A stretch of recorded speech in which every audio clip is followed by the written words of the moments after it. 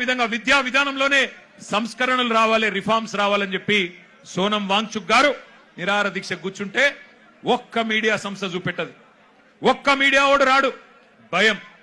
ఏం చేస్తారో, ఎక్కడ ఐటీ దాడులు చేస్తారో, ఎక్కడ సిబిఐని పంపిస్తారో, ఎక్కడ ఈడీని పంపిస్తారో, ఎక్కడ తమ వేట కుక్కలను పంపి ఇబ్బంది పెడతారో అని భయం. మీడియా రాలే. కానీ ఏం చేసింది జెన్జీ, యంగ్ జనరేషన్ ఏం చేసింది? ఏ మీడియా గిడియా జాంతా నై, మా సోషల్ మీడియా ఉంది సాలు అని చెప్పి ఇవాళ దేశం మొత్తాన్ని కదిలిచ్చింది. అందుకే అంటా ఉన్న మోడీ గారు, మీరు పెట్టుకోకూడనలతో పెట్టుకున్నారు, ఎవరితోనైతే పెట్టుకోవద్దో వాళ్ళతోనే పెట్టుకున్నావు, నువ్వు కొరివితో తలగొక్కున్నావు. మోడీ గారు జాగ్రత్త పడు, తరం మారుతున్నది, స్వరం మారుతున్నది, నవతరం వరస మారుతున్నది.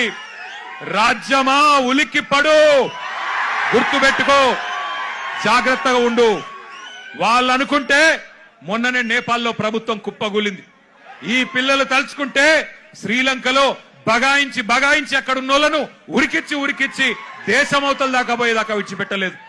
కాబట్టి ఎవరితో పెట్టుకోవద్దో మోడీ గారు, వాళ్ళతోనే పెట్టుకున్నావు.